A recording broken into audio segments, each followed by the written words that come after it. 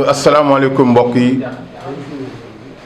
man Sidi Diakhaté promoteur de la capitale du rail maa ngi nuyu ku ci nekk ci turam ak ci santam di profité ci occasion bi di nuyu képp koo xam ni tey jii mi ngi jàppale Sidi Diakhaté production ak amateuru lamb yi nga xam ni ñoo nekk à travers le Sénégal l'Afrique mais surtout le monde entier. di wax nag tey boo gisee ñu daje tey fii pour war a def li nga xam ni mooy face à face lutteurs yi. ma ciy profité di gërëm di sant ñi nga xam ni ñoom ñoo war a bëri ci journée bu mag bi ñu war a def ci biir mois de mai ci deuxième quinzaine mois de mai bi fii à Thiès di leen wax ni nag doon na bis boo xam ne bis bu mag lay doon bu ci yàlla àndee donc parce que grand combat bi ki nga xam ni moom mooy Ousmane Gandigal moo koy bëree ak Boy Jaxaaw mais defe naa ni combat spécial bi rek doyoon na grand combat mooy diggante Mor Sarr ak ki nga xam ne mooy Amdi Nogoy rawatina nag ñu tegaat ci yeneen combat yoo xam ne bu ci nekk rek war nga mën a doon combat vedette ci bis boobu donc may gërëm képp koo xam ne tey jii indi nga fi sa mbër muy moo xam muy manager la moo xam muy agent mbër la moo xam muy lutteur di leen gërëm mais surtout di gërëm supporters yi di profité ci occasion bi di waxaat jërëjëf aussi waa Diourbel le CRG de Diourbel mais surtout di gërëm aussi ki nga xam ne mooy saltige moom mi nga xam ni moom moo doon coordonné vraiment keroog làmb Sidi Diakhaté bi yëpp di gërëm di sant aussi ñi nga xam ni ñoom ñooy public gu Diourbel bi ak mbër yi nga xam ni ñoom ñoo ñëwoon keroog ku nekk gis na ni Diourbel def nañ fa loo xam ni vraiment dina resté vraiment ci analu làmb vraiment parce que bis bu mag la woon may gërëm presse bi nga xam ne ñoom laa àndaloon ak ñi ñu fa fekk ñëpp ak ñu jóge Dakar ñëpp pour vraiment jàppale ñu ci làmb bi boobu ba làmb ji saaw noonu ci biir Sénégal di profité di nuyu suma rakk Omar Diakhaté son excellence depuis Torino ak képp koo xam ne mi ngi nekk foofu ci boori Torino mais surtout di wax ni maa ngi nuyuwaat di santaat bu baax a baax Sidi Diakhaté production parce que ku nekk xam na ni bu fekkoon ni man rek la lamb bi du demee noonu pourquoi parce que benn lam du yëngu bala may ñëw ci lamb ji naa fekk xale yi def li ñu war a def lépp ba lépp sotti Pape Mbaye mi nga xam ni mooy monté combat yi vraiment Sidi Diakhaté ngi lay gërëm di la santaat parce que Diourbel def nga fa loo xam ni lu am solo la fii Thiès aussi chaque fois bu ñu fiy tëgg yaa ngi koy defaat ci noonu yaa ngi préparé pour ñu demaat Mbour demaat Saint-Louis demaat Louga bu si yàlla àndee mais ci diggante boobu yëpp ak Tivaouane nag ñu ngi xool ba xam nu ñuy def ba dem fa parce que comme lamb ji gis nañu quand même saison de lutte mel ni ne dañ ko arrière tuuti ba biir mois d'août ñu ngi xool daal pour def vraiment autant de lamb loolu yëpp pour jàppale xale yi pour ñu mën a bëre bu baax a baax kon may gërëm Isma maa ngi lay wax ni yow ñoom Modou Thiam ñoom Aswa de set ñi nga xam ni ñoom ñoo yore lépp lu jëm ci Sidi Diakhaté production di ko doxal guddi ak bëccëg maa ngi leen di gërëm di sant mais surtout di gërëm ki nga xam ni moom mooy Dame Diakhaté mu yore lépp loo xam ni moom moo jot ci communication bi mais di wax ni nag Père Ahmed Ndiaye moom mi nga xam ni suñu doyen la mais nekk koo xam ni kenn la ci ñun ba pare nekk suma conseil spécial parce que man mënuma lu dul jekki-jekki rek ñëw ñoom ñu pare li ñuy def lépp rek bu Ahmed validé rek affaire bi sotti na kon Ahmed Ndiaye maa ngi lay gërëmaat di la santaat bu baax di profité ci occasion bi di leen wax su ngeen gisee Sidi Diakhaté mën a def ay tournées à travers les régions du Sénégal ku nekk xam na ni làmb bi fayu ko c'est parce que dama am ay partenaires stratégiques yoo xam ne ñoo may jàppale ci loolu ma ciy gërëm di sant ki nga xam ni tey jii moom mooy monsieur le PDG de la Sococim monsieur Yougo Sow muy un homme qu'on présente plus ci nit koo xam ni ci sociabilité am di nit ku baax di nit koo xam ni daf may jàppale suba ak ngoon di wax ni waa Sococim industrie yëpp Sidi Diakhaté ngi leen di gërëm di leen sant di gërëm tamit la fondation Sococim mais surtout di gërëm l'ensemble des travailleurs de la Sococim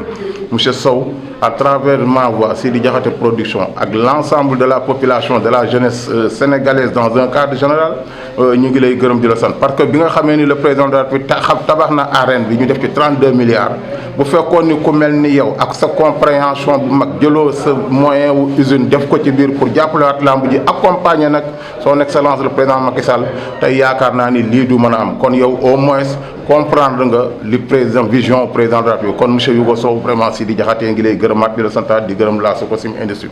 di gërëm HD industrie Madar Mera bu baax donc may gërëm Moustapha le PDG mais di gërëm képp koo xam ne tey jii mi ngi ci structure boobu di wax gars yi na ngeen di xalaat toujours ci produit Jetol Madar Mera donc eau de javel Madar donc pour vraiment savon Jetol yooyu yëpp pour ngeen xam ne daal produit yooyu yëpp Madar moo ko moom te ñoom ñi ngi may accompagner bu baax di gërëm di sant la prévoyance assurance man suma oto yàlla def na bi ma ko jëndee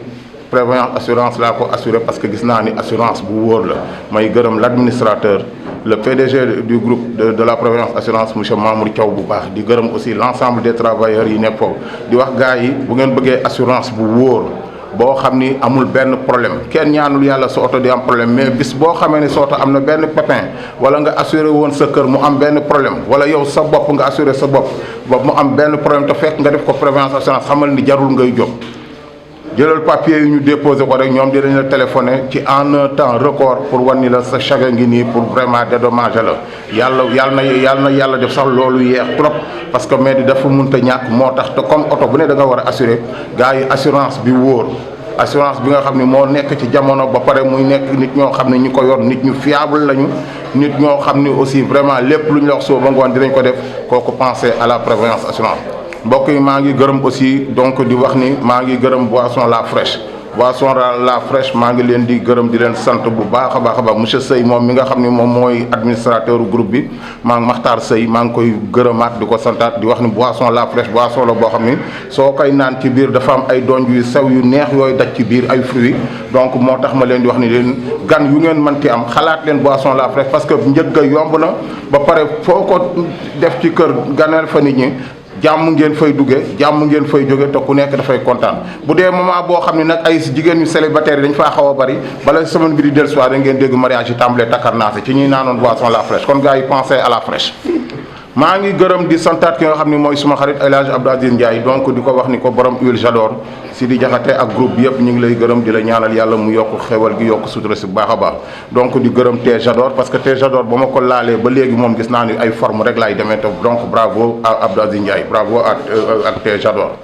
rawatina nag yéen mbër yi ma leen di digal nag macaroni ak vermicelle bi surtout nag boo ko laalee moom xamal ni moom 24 heures sur 24 heures forme ngay dikkee mbër mi nga xam ni dafa war a bëre ji mu wóor ma ni kii tey jii laal na vermicelle bi wala mu laal macaroni bi kooku moom déjà am na 70% yoo xam ne de réussite ci adversaire am kon bu ci yokkee 20% ñaan yàlla koy dese pour mu daan day yomb donc kon nag xalaat leen ci vermicelle bi ak macaroni bi. mbokk yi maa ngi gërëmaat di santaat bu baax a baax képp koo xam ne mi ngi jàppale si rawatina nag intercontinental de négoce donc moom mooy le carrefour de l'immobilier. Intercontinental boo bëggee lépp loo bëgg ci kër muy seral kër gi wala nga koy bëgg di jënd pour mu di ko serloo baye boo nga dem foofu moo xam ci climatisation la moo xam ci fauteuil yi la moo xam donc ci climatiseur yi la donc lu mu manti doon rek loo bëgg rek ci loo xam ne daal luy seddal kër la wala informatique wala lu mu manti doon xalaatal ci monsieur Dia donc Intercontinental de négoce le carrefour de l'immobilier mais les plus bas prix aussi donc mbokk yi am naa yaakaar ci ni tey jii daal lii ma leen waroon a wax nii wax nañu ko donc te defe naa ni vraiment aussi sponsors yi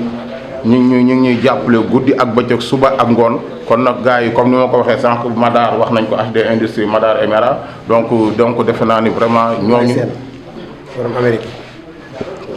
laay seen maa ngi koy gërëmaat di ko santaat bu baax muy suma xarit di koo xam ne mu ngi ba Amérique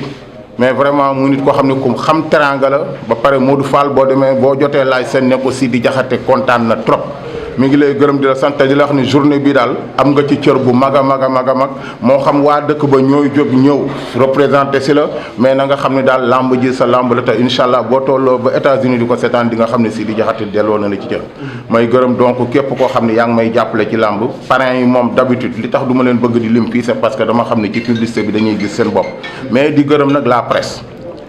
bi parce que ñi nga xam ne vraiment aussi ñi ngi ñëw di ma jàppale guddi ak bëccëg suba ak ngoon mënuma leen a yemale ak dara tey da ngay toog fii lamb yi ñu koy def en direct ñu koy seetaan à travers le monde donc loolu nekk na loo xam ni yéen presse bi yëpp si di jaxatee ngi leen di remercier mais may beral nag suma nuyoo ki nga xam ni tamit nag suma xarit la suma doomu ndey muy le ministre conseiller monsieur Youssou Ndour ak le groupe TFM pourquoi parce que ñoom depuis bu ma tàmbalee ba léegi maa ngi ñoom la te Youssou dañu seq loo xam ni leneen la donc diggante ay frères lañu monsieur le ministre si di jaxatee ngi lay gërëm di ñaanal yàlla nag surtout say waajur parce que bi ñu nekkee ci kër gi donc defe naa ni man comme ni ma maire bi jàppoon rek boo waxee mu ni Sidi Diakhaté moom mooy suma taaw donc Youssou loolu yëpp teraanga jooj yëpp ñu defal ma ko ci biir kër gi donc ma lay wan ni la daal maa ngi gërëm say waajur El Hadji Elimane Ndour muy suma papa bu baax a baax donc di gërëm aussi Adja Ndeye Soxna mais surtout nag di gërëm ki nga xam ni nag moo doon sa tante te yàlla jël ko maire Mame Mbeng parce que depuis ay 74 79 bi ñuy ne ci kër ga donc vraiment maire Mame Mbeng presque moom moo géré woon suñu lépp man ak yow donc vraiment te loolu yëpp sa baaxaay yaay la donc may wax Ndeye Seynabou Marie Ngouda donc Ngone Diaba donc buuba moom bu ma tuddee njaga rek day kaas moo tax du ma tudd sax ay njaga mais buuba yow kon nag vraiment maa ngi lay nuyu di la saluer Buuba Ndour yaa dàq solo nag sama waa ji Njaga Ndour loolu yëpp ñun ñëpp d'accord nañ ci maak madame Ba mais nag njaga aussi nit la koo xam ne aussi moom coowam bariwul mais force de frappe am dal na bu baax monsieur le directeur Ndiaga maa ngi lay gërëm de sant mais Birane vraiment le PDG du groupe Futurs Médias Sidi Diakhaté ngi lay remercier di remercier képp koo xam ne nag mi ngi ci groupe bi muy ba ci vigile bi bàyyiwuma kenn donc Sidi Diakhaté daal mi ngi leen di jox rendez-vous yéen ñëpp ci biir mois de mai bi bu soobee yàlla deuxième quinzaine bi ñu war a def gala de lutte bu mag bii ñu war a def fii ci Thiès donc mbokk yi maa ngi gërëm di santaat di ñaanal yàlla képp koo xam ni tey jii mi ngi nekk ci suma wet tey ñaan nag xaalis bi di bari di ànd ak jàmm ak salaam vraiment maa ngi ñaan yàlla mu yokkal ñu xéewal gi yokkal ñu sutura mbër yi comme ni ngeen ko waxee fii rek ku ci ne daal xasaroo nga sa morom ba wan ni ko dinaa la def ni la ngeen wax rek na ngeen ko def ku samp sa tànk daal fa nga ko samp bu mu arrière mais wax fii ba pare ñu dem ca làmb ja ngay tardé di def yi ñuy dagg sa xaalis yooyu yëpp neen ko may di gërëm CRG bu baax a baax a baax donc di leen ñaanal yàlla mu yokk xéwal yi ak sutura donc di wax ni Ameth encore une fois de plus merci beaucoup comme ni ko Pambay waxee jaaroon nañ ci xanaa dañ ciy jara comme nag actuellement dañoo nekk ci weeru koor moo tax aussi maa ngi jéggulu di baalu ñëpp ak di wax nit ñi nag vraiment aussi yàlla nañ yàlla may ba ñu dugg ci jàmm mais génn ci jàmm ba pare yàlla nungul ñu lépp loo xam ne suñu koor la donc vraiment daal kontaan naa trop mais dinaa xamal ni daal manager yi nga xam ne ñoo signé contrat yi ak seen i mbër donc te ñëwoon fii ci CRG bi pour ñu régulariser ko vraiment kontaan naa ci ñoom parce que ku ci nekk li nga waxoon def nga ko Xaadim Seye ngi nii indi mbërëm donc keneen ak keneen a ngi fi donc ñoom Pamba ya ngi nii mais xam naa ni Ousmane Gandigal donc moom ak Boy Jaxaaw def nañu acte de professionnalisme monsieur Mamadou Seck moom mi nga xam ne mooy le président des tailleurs ba pare nekk suma conseil spécial aussi maa ngi koy gërëmaat di ko santaat mais di gërëm nag kilifa yi nga xam ne ñoom moom chaîne de télévision yi parce que ñoom vraiment lépp lu Sidi Diakhaté nekk ñu ngi ma ciy accompagner te loolu nekk na loo xam ne lu sedd suma xol la kon nag maa ngi santaat mbokk yi xarit yi am di jàmm yi di nuyu suma xarit Omar Bawo Junior mais di nuyu aussi ki nga xam ne aussi mooy Sidi Ndaw aussi le PDG le grand transiteur Omar Bawo maa ngi lay gërëmaat di la santaat mais di gërëm képp koo xam ni yaa ngi jàppale Sidi Diakhaté ci làmb ji guddi ak bëccëg rawatina nag suma xarit kenn koo xam ni kenn la ci man muy Modou Khoule Modou maa ngi lay ñaanal yàlla yal na yàlla yokk sa sutura defal la jàmm def ko ci njaboot monsieur Abdoulaye Sow le ministre moom mi nga xam ni moom moo nekk tey jii ministre de l'urbanisme tamit te dëkk Kaffrine maire de Kaffrine Sidi Diakhaté ngi lay félicité ci loolu ñu la nommé mais di la félicité tamit ci lii nga xam ni tey jii ndam lii ñu am ndam loolu ñu am nag ma ciy félicité le ministre Matar Ba mu nekk suñu ministre de tutelle ñun ñi nga xam ne ñoo nekk ci wàllu làmb yi mais à travers Matar Ba damay wax bravo à son excellence le président de la République monsieur Macky Sall. Pourquoi? Parce que monsieur le président mettre nga l'ensemble des moyens à la disposition de cette jeunesse ba nga xam ne Aliou Cissé équipe bi amuloon benn problème ñoom it vraiment delloon nañu njukkal parce que ay góor lañu li ñu def nii vraiment tax ba ñu am tey Coupe d'Afrique bi loolu dama leen ciy gërëm desan mais di waxaat Sococim jërëjëf parce que bi nga xamee ni président jox na leen xaalis bi pour jàppale leen après la grande victoire monsieur Youga Sow mu nekk nit koo xam ni nit ku baax la dañu nag ah non man en tant que sénégalais en tant que patriote dinaa jëlaat nag aussi ku ci nekk ma jox la 30 tonnes ciment pour fondement yi mais nag gars yi bu leen yem ci fondement yi bu ngeen dee tabax kër yi aussi ñu war a jóg ak n'importe quelle entreprise bu mu mënti doon xalaat leen Sococim mooy tabax bi mooy ciment bi wóor ciment bi nga xam ne moom boo moolee tey jii ci suba gi mu xiin xamal ni fii ak 30 minutes bu tawul bu la neexee rek jëlal dóor mu dem bul ci lal benn perméable parce que moo lii bu subaa di nga ci mën a tabax ndax day fekk bu fendee rek dem kenn musu la gis aussi bâtiment bu daanu fii Sénégal ñu ni Sococim bâtiment yi daanu yëpp xamuñu ban ciment la mais du Sococim nag mooy ciment bi wóor kon nag yéen les lions comme yéen da ngeen a wóor ba pare aussi yàlla def aussi ngeen macha allah ngeen dëgër wane ko ba def exploit yi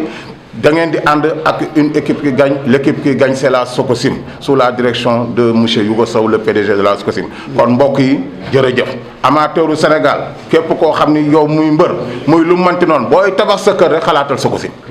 bul xalaat leneen lu wóor laa lay wax man dama ni la c'est parce que léeg-léeg ñu wax Sidi Diakhaté nan lay def bay mën a réussir lii ginnaaw ba yàlla wéyee mayu leen di xamal ni ak équipe bii ma àndal nag c'est parce que yàlla Sococim derrière moi ak aussi les sponsors qui croient en moi may wax yeneen sponsors yi ku ci am produit boo war a jaay xamal ni jaay ki nga xam ni moo xam lan mooy valeur produit ki nga xam ni mooy fësal sa produit ki nga xam ni mooy jox visibilité sa produit benn promoteur la rek ci Sénégal mooy Sidi Diakhaté Diakhaté Kabayeri borom boo jàppatee mbër ba muy jooy bàyyi ko